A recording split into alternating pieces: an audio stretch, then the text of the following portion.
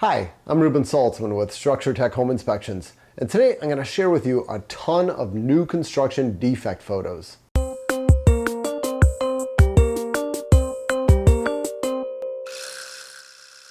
So my message today is clear.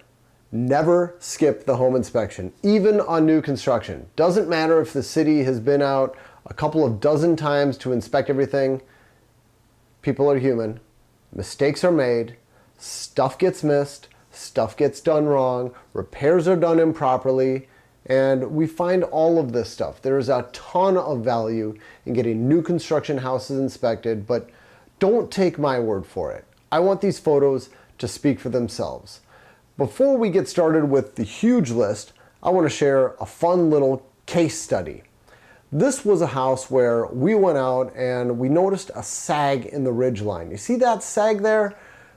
We were not given permission to get inside the attic. The builder said, no can do, it's sealed, we're not letting you up there.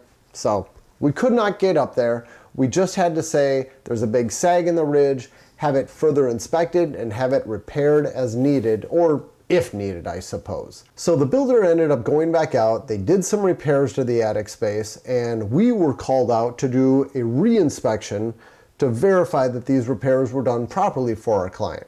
And you know, you might be saying, why didn't you call the city? Well, the city already approved it, so we're not calling them. So we came out, we took another look in the attic, and this is what we found after the repairs had been completed. Here you're looking at a damaged gusset plate. There were a ton of damaged gusset plates. This is just one of them. I'm not going to show you all of them. We've got a broken truss here, or damaged truss, however you want to say it. Here's another damaged truss. Here's some makeshift repairs they did. They took a 2x4 and they just kind of stapled or nailed it alongside one of the upper cords on one of the trusses.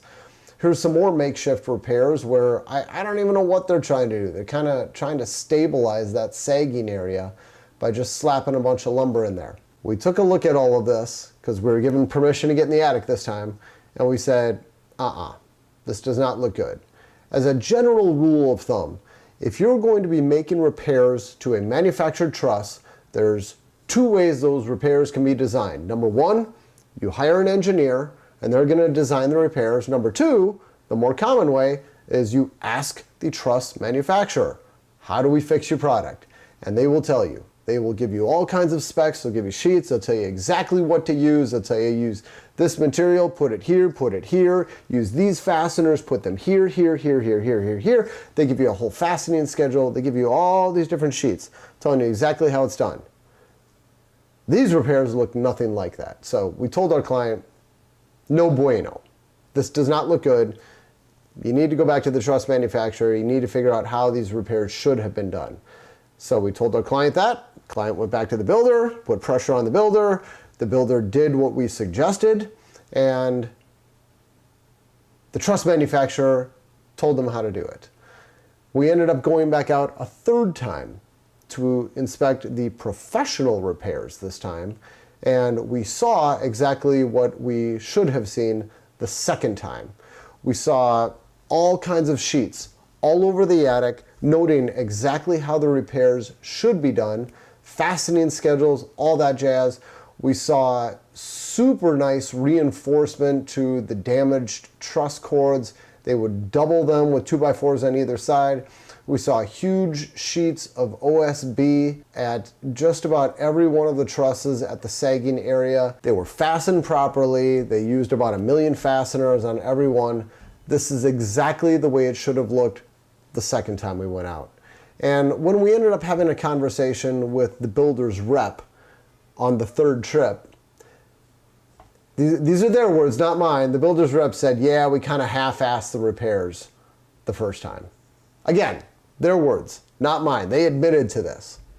So I feel like this story alone should be enough to convince you that every home, new construction or not, needs a home inspection, and it's critically important for your home inspector to be able to access the attic space.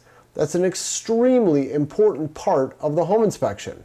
If the buyer had not pushed back on the builder here so hard on getting that attic space inspected, the builder may have just said, nope, We don't need to do anything about that sag. It all looks good. You got nothing to worry about. And the buyers may have just said, okay, we'll take your word for it. Because it had already been inspected and approved by the city. Okay, I know that was a long story. I've got a lot more photos to share with you, and we're gonna power through the rest of these a lot faster. As long as we're talking about attics, check out this one. We have a loose bathroom exhaust fan, and it's discharging a ton of moist air into the attic, which is accumulating as frost. This is new construction. Just imagine how much frost and how much damage is going to happen in a period of, say, 10 years. That's going to be a black, nasty mess. It's a good thing we caught it early. Here's a smashed dryer transition duct. The dryer is pushed way up against the wall. This is going to severely restrict airflow and compromise the performance of the clothes dryer. Here's another one. You can see the power cord is smashing the dryer transition duct. Here you're looking at some flexible furnace ductwork that's damaged. It needs to be replaced. You got a big hole in it. Furnace ductwork needs to be sealed tightly all over the house. They use mastic and tape and all this stuff at every little joint to make sure it's perfectly airtight. But this furnace had a huge gap where the return ductwork connected to the furnace. Now you couldn't see it because it was at the bottom, but if we open the blower compartment door and we put a flashlight underneath it, you can see it quite clearly with all the light pouring through. This is going to be air that bypasses the furnace filter. It's going to be a ton of air that gets sucked into the furnace. This needs to be addressed. If you look right in the middle of this photo, you can see there's a small piece of ductwork which leads to a toe kick heat register in the kitchen. But there's no ductwork going to it. This is a furnace closet located off the garage, and the doors were impossible to fully open because the track for the overhead doors blocked them.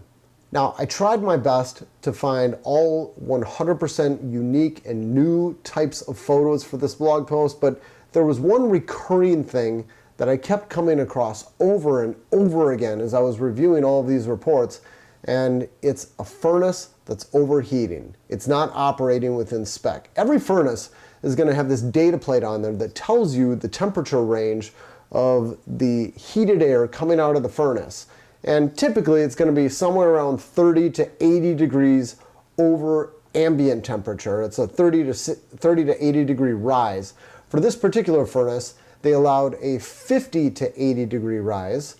Yet when we measured the supply air temperature, we came up with 180 degrees. Now, if we assume that the indoor temperature is going to be somewhere in the neighborhood of 70 degrees, that would give us a 110 degree temperature rise. This is not operating properly, and a heating contractor needs to come in here and fix it. Continuing on with the HVAC theme, here's a short video clip I made earlier this summer while I was at an inspection with one of my guys. I'm out here with Greg today. We're doing a new construction inspection, and the kitchen fan is not working. I don't know what the problem is, but you go to the kitchen fan, you turn it on, and it won't even suck a piece of paper up to it. And then you go on the roof, you check the damper, there's nothing coming out of there. You can hear the fan, but there ain't nothing coming out. I don't know what the issue is. We're gonna leave that up to the builder. Someone's gonna need to take something apart and fix it. This next photo shows a furnace intake and exhaust terminal. It's called a concentric vent terminal, where they reversed the intake and exhaust. So the exhaust is actually blowing air against the house instead of away from the house, and the intake is at the exterior portion of it.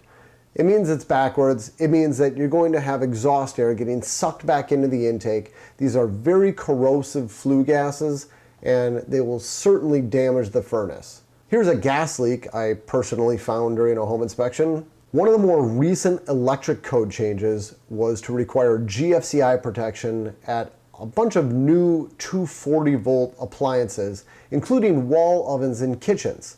With that, we've seen a ton of wall ovens that trip the GFCI circuit breakers.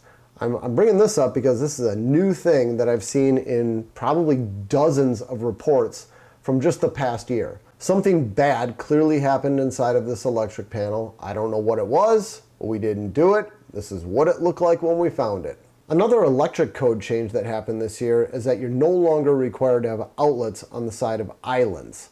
However, the electrician may want to provide power to an island in case someone does want to put an outlet there in the future. This electrician was very thoughtful and they did that, but they forgot to properly terminate the wires inside of a box. This next one is not a new defect. It's plumbing test caps that don't get removed. On new construction, they do a pressure test on all the drain, waste, and vent pipes to make sure that there's no little leaks. And to do that, they need to cap off the plumbing vents. When they're all done with the test, the caps need to come off or the caps get cut off. The pipe just gets cut off at the top. Usually they cut it at a 45-degree angle so you can tell from the ground that the cap is no longer present. We find the caps still present over and over and over again. And we find this even at 1-year warranty inspections where people have been living in the house for the past year and this has never changed. And when the plumbing vent caps don't get removed, you get some goofy stuff going on. For instance, check out this toilet.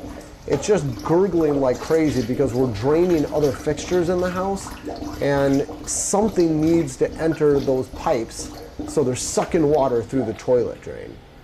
We've found leaking dishwashers. We've found plenty of leaking showers. We've found leaking tub spouts, leaking water heaters. Now, to be fair, the water heater itself wasn't leaking here. It was actually the temperature and pressure relief valve. That thing was leaking because the builder had put a check valve on the water supply coming in. And anytime you've got a check valve, it means that the water can't expand back into the city system. And in that case, there needs to be an expansion tank installed somewhere on the water system. The plumber never did that. This is a very improper kick-out flashing that got installed. It's more of a scoop. Instead of the water being directed gently away from the wall, it kind of scoops the water and it's going to splash back up underneath the shingles. And finally, here's a 1-year-old building with a whole lot of missing fascia wrap. This is a 1-year warranty inspection we're doing. I can't imagine how it got to this point. I gotta assume that maybe it got forgotten about, but perhaps they had previously installed it and it all blew off. That doesn't seem too likely. I think someone just forgot. Whatever the case, it needs service. Okay, that sums up my compilation of photos. I want to make it perfectly clear this is not a knock against building officials. I have the utmost respect for building officials. They do a very different job than home inspectors do. I could not do the job that they do. They're great, they're wonderful people, they're good at their job, but everybody's human, stuff gets forgotten about, and they do not have the luxury of time that home inspectors have. So there's a ton of value in getting new construction houses inspected. Don't ever skip it. Doesn't matter what your builder tells you. There's a ton of value in this. Okay, that's my message. Hope I made it clear. I'm Ruben Saltzman with Structure Tech Home Inspections. Thanks for watching. Take care.